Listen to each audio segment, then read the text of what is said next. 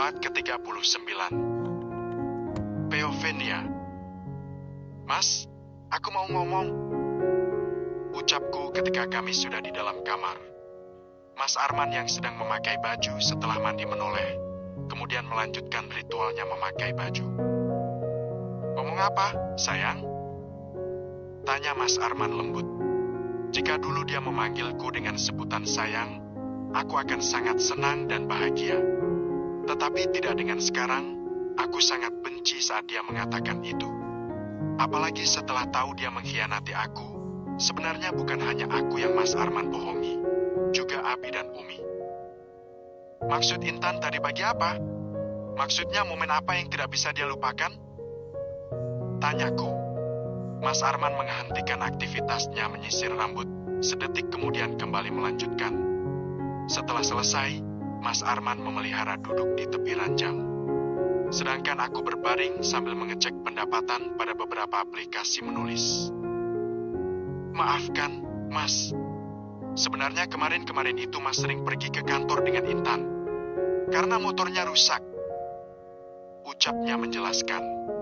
Sebenarnya apapun yang mereka lakukan, terserah. Semuanya terserah, karena aku sudah tidak peduli lagi dengan semua yang terjadi di antara mereka. Aku sudah terlalu muak dengan semua sandiwara yang dilakukan oleh ibu dan juga Mas Arman. Semuanya karena uang. Aku tahu, yang aku tanyakan momen apa yang terjadi antara kalian di dalam mobil? Tanyaku lagi dengan mengulang pertanyaan yang sama. Itu, aku. Apa, Mas? Tanyaku penuh penekanan. Haham. Mas Arman malah menghembus nafas yang terasa berat. Aku menciumnya. Ujar Mas Arman yang membuat hatiku terasa sakit. Rasanya tidak bisa aku jelaskan, walaupun aku sudah tidak mau peduli lagi dengan semua yang terjadi antara mereka. Tapi tetap saja aku sakit hati, tetap saja aku kecewa. Aku menatap Mas Arman dengan rasa benci. Dia menjadi salah tingkah karena aku hanya diam setelah dia menjelaskan apa yang terjadi antara dia dan Intan. Nei, maafkan aku. Maaf. Lirihnya sambil memegang tanganku. Dengan cepat aku menarik tanganku yang dipegang oleh Mas Arman. Walaupun setelah itu dia kembali menarik tanganku untuk digenggamnya erat. Jangan diam. Aku hilaf, dan yang terjadi hanya itu, tidak lebih. Desak Mas Arman. Hanya itu? Kamu yakin, Mas? Tanyaku penuh selidik. Sumpah, hanya itu. Sumpah demi apapun. Ucap Mas Arman berusaha meyakinkan aku. Aku mencoba menelusuri bola matanya, mencari jejak kebohongan di sana. Tetapi sepertinya Mas Arman tidak bohong. Dia berkata jujur, tapi tetap saja hatiku sakit. Aku tidak menyangka jika Mas Arman tega melakukan ini semua padaku. Jujur, aku masih berharap Mas Arman masih menjadi laki-laki yang aku kenal dulu. Aku berharap ini semua hanya mimpi. Ya Allah, tolong aku. Tolong hamba untuk menemukan jalan yang terbaik. Tolong hamba untuk bisa ikhlas dan lepas dari semua kenangan ini. Aku memejamkan mata, berusaha untuk tetap tenang walaupun hati terasa berat. Memberi semangat pada diri sendiri, jika aku pasti bisa untuk melalui semuanya sampai finish. Nei. Mas Arman kembali memanggil namaku. Dia menggoyangkan tanganku dengan pelan, kemudian mengecupnya lembut. Aku harus apa, Mas? Tanyaku pada Mas Arman yang menatapku nanar. Maafkan aku. Lirih Mas Arman sedih. Maaf?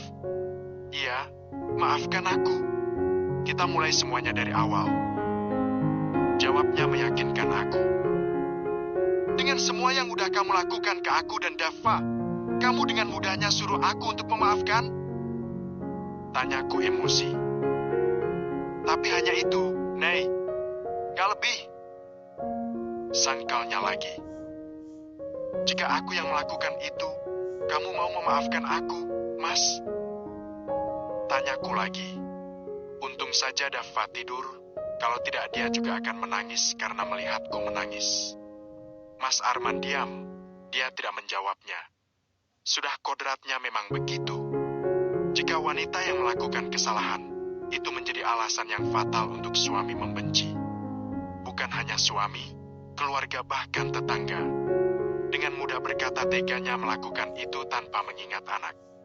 Tapi jika laki-laki yang melakukan kesalahan, dengan mudahnya mereka bilang itu sebuah kehilafan. Miris memang, wanita bagai hidup tanpa ada pilihan. Seharusnya laki-laki juga bisa kita salahkan. Kenapa, Mas? Kamu gak bisa kan? Tekanku sekali lagi. Aku menatap tajam mata itu. Mata yang sudah membuatku jatuh cinta hingga patah hati. Maafkan aku, Nei. Apa yang harus aku lakukan agar kamu bisa memaafkan dosaku? Tanya Mas Arman sedikit mendesak. Inilah kesempatanku. Kesempatan yang aku tunggu dari tadi. Aku menyeringai melihat peluang yang aku dapatkan. Aku tidak boleh menyia-nyiakan kesempatan ini. Aku mau kamu berubah, Mas. Iya, Nei. Aku janji akan berubah. Ucapnya meyakinkan. Tapi aku tidak bisa semudah itu percaya sama kamu. Harus ada suatu pembuktian. Ucapku sambil melepaskan pegangan tangan Mas Arman. Aku bangkit dari tempat tidur, kemudian berjalan ke arah lemari. Mengambil sebuah amplop coklat yang telah aku siapkan jauh-jauh hari. Setelah itu kembali lagi ke tempat tidur, Mas Arman hanya melihatku dengan penasaran. Sabar, Mas. Kamu akan segera merasakan bagaimana rasanya dikhianati. Ini, Mas. Aku menyodorkan amplop tadi ke arah Mas Arman. Apa ini? Tanya Mas Arman seraya mengambil amplop itu. Buka aja. Mas Arman membuka amplop itu, kemudian mengeluarkan kertas. Membacanya dengan seksama. Baru sebentar dia membaca, matanya langsung mengarah ke arahku meminta jawaban. Apa maksud surat ini, Nei? Selidik Mas Arman sambil mengacungkan kertas tadi. Itu surat pengalihan hak kuasa, Mas. Aku meminta rumah ini dibalik atas namaku. Ucapku menjelaskan. Mas Arman mengerutkan kening. Aku tahu dia sedang bingung. Begini, Mas. Jika kamu benar-benar akan berubah, kamu bisa dengan mudah menandatangani surat itu. Karena apa? Karena kamu tidak akan takut kehilanganmu rumah ini. Daripada kamu kehilangan kami. Tegasku. Tapi, Nei, tidak begini caranya. Jawab Mas Arman melempar kertas itu ke atas tempat tidur. Ya udah, kalau tidak mungkin, ceraikan aku. Ucapku yang membuat Mas Arman terkejut. Sadar, Nei, yang kamu ucapkan barusan dosa. Tegas Mas Arman mengguncang bahuku pelan.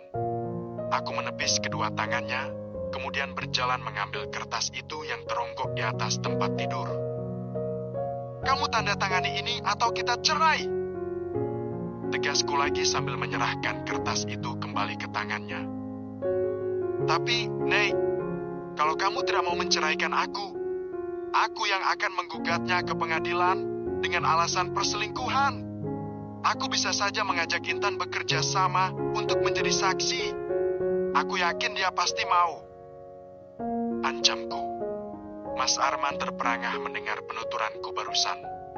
Mungkin dia tidak menyangka jika aku senekat ini. Tapi kali ini aku memang tidak main-main. Aku akan tetap menggugatnya ke pengadilan walaupun dia sudah menyerahkan semua hartanya padaku. Karena harta itu haknya Daffa. Aku akan mempertahankan semua hak anakku. Di surat itu memang tertulis namaku. Tapi isi di dalamnya itu mengatakan jika nanti Daffa sudah berusia 17 tahun, maka otomatis hak rumah ini beralih pada dia. Baiklah, tapi aku punya satu permintaan. Ucap Mas Arman akhirnya. Apa? Jangan usir ibu dan Lela dari sini. Ucap Mas Arman. Tergantung jika sudah membahayakan nyawaku dan Daffa. Jangankan mereka, Mas. Kamu pun aku usir dari sini. Jawabku yang membuat Mas Arman gusar. Tapi mau tidak mau dia harus menandatangani surat itu. Dengan lemas Mas Arman mengambil pulpen hitam yang sudah aku siapkan. Kemudian membuka beberapa lembaran kertas yang harus dia tanda tangani. Aku tersenyum puas setelah melihat Mas Arman sudah menyetujui semuanya. Akhirnya aku bisa dengan bebas melakukan apapun. Sudah, ini. Ucap Mas Arman menyodorkan kembali surat itu padaku. Aku mengambilnya dengan senyum manis. Di dalam hati aku bersorak bahagia. Bu Narsi, maafkan aku jika aku tidak bisa menjadi istri yang baik untuk anakmu. Terima kasih, Mas. Sekarang aku bisa memaafkan semua kesalahan yang sudah kamu lakukan. Ucapku. Tok, tok, tok. Arman, buka pintunya. Teriak ibu dari luar sambil menggedor-gedor pintu. Mas Arman berjalan ke arah pintu kamar, kemudian membukanya. Terlihat ibu yang berdiri dengan wajah gusar. Kenapa? Ada apa, ibu? Tanya Mas Arman pada ibu. Itu, di luar ada yang mau cari istrimu. Jawab ibu yang membuat Mas Arman menoleh ke arahku. Aku hanya mengedikkan bahu tanda tidak mengerti. Ayo, kita lihat. Ajak Mas Arman. Lalu keluar dari kamar meninggalkan aku dan ibu. Mampus kamu, laki-laki itu selingkuhan kamu kan? Ejek ibu sambil melangkah keluar, mengikuti langkah Mas Arman. Aku juga berjalan dengan sedikit berlari, siapa yang mencariku. Ketika aku sudah sampai di ruang tamu, langkahku terhenti. Melihat Pak Wira yang sedang berdiri dengan Mas Arman, ibu dan Lela. Ketika istri berhenti peduli,